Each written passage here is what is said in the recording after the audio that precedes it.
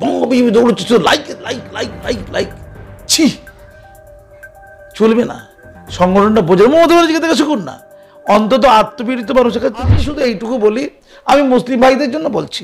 কি বলছি বলুন তো? যে আপনারা খুব খুশি টুশি আনন্দে টানন্দে আছেন যে ভালো হয়েছে, মারবো ধরবো। কাকে মারছেন? আচ্ছা, বাংলায় ভোট বিরোধীরা দেবে, কিছু কিছু দেবে তো নাকি? তো মারবে মানে বাংলায় বিরোধীদের ভোট দিলে মার খাবে, আবার বিজেপি ক্ষমতা আসবে, বিরোধীরা ভোট দেবে আবার মারবে, তৃণমূলকে ধরে মারবে। এই তুই তৃণমূলকে তৃণমূলকে ভোট দিয়েছিস কেন? বিজেপি মারবে তাহলে কি রে ভাই? বাংলার জনগণ আপনারা কারা? কে বলেছে আপনাকে মারতে?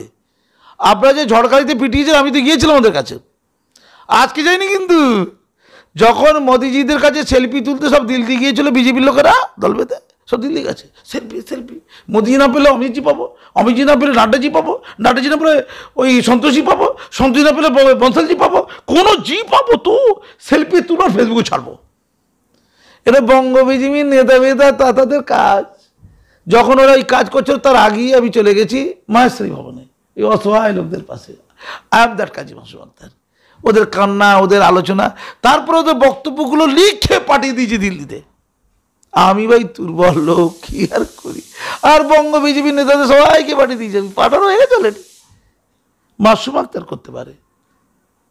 আমি আপনাদের আগেও বলেছি যে সেলফি তোলা দরকার ছিল কাদের সাথে? এই অসহায় আত্মপীড়িতদের সাথে। সেলফি তুলে মোদিজির যদি নাম্বার পেয়ে যায় কোনোভাবে, কোনো পাঠানো উচিত ছিল। তাহলে হোয়াটসঅ্যাপে আর কি সেলফি তোলো, ফেসবুকে পাঠাও, হোয়াটসঅ্যাপে পাঠাও। মোদিজির, নাড্ডাজির, অমিতজির না, ফেসবুকে তোমার লল্টু পল্টু ছল্টু কটা লাইক দিয়েছে, এটা হচ্ছে বিজেপির কাজ। বঙ্গ বিজেপি লাইক, এই কটা লাইক হলো রে। সকালবেলা উঠে একবার দেখলো লাইক কটা হয়েছে, বেশি যাচ্ছে না, লাইক হচ্ছে না। আরে মোদিজির পাশে দাঁড়িয়ে এরকম করছে, নমস্কার করছে, মোদিজিও নমস্কার করেছে। ওই মঞ্চে ছিল না, মঞ্চে ও চারিদিকে ঘুরেছে তো, উলিবাড়ি না কোথাও একটা এসেছিল না, এই মঞ্চে। ওরে বাবা, মোদিজি নমস্কার করে দিল। মোদিজি কটা লাইক হয়েছে রে? এই 8টা লাইক হয়েছে। আচ্ছা আচ্ছা, দুপুরে ভাত খাওয়ার পর দেখি আবার দেখলো 15টা লাইক হয়েছে। এই রাত্রির দিকে হয়ে গেছে 30টা। বঙ্গ বিজেপির কাজ করছে, বঙ্গ বিজেপি দৌড়চ্ছে, like like like like like.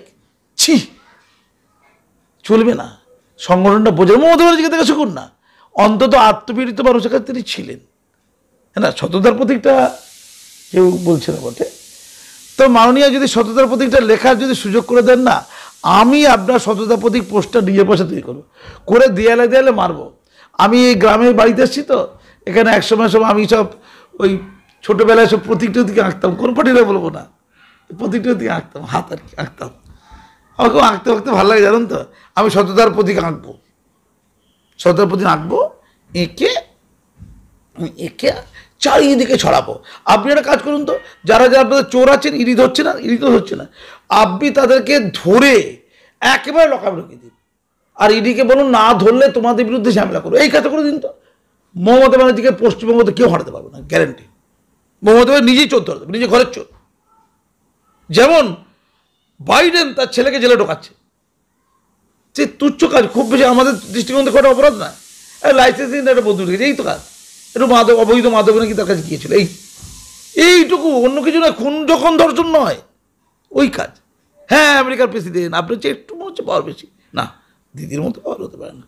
দিদি, আপনি একটু কষ্ট করে একটু সততার প্রতীক লেখার বন্দোবস্ত করে দেবেন। আর ওনার পাশে একজন আছেন কুণাল ঘোষ, সকালবেলা ঘুম থেকে উঠে ভাবে আজকে আমি কি বিতর্ক সৃষ্টি করিব। সারাদিন ধরে সব চ্যানেল পাগলার মতো ঘুরিবে, আর আমি আমার টিআরপি বাড়িবে।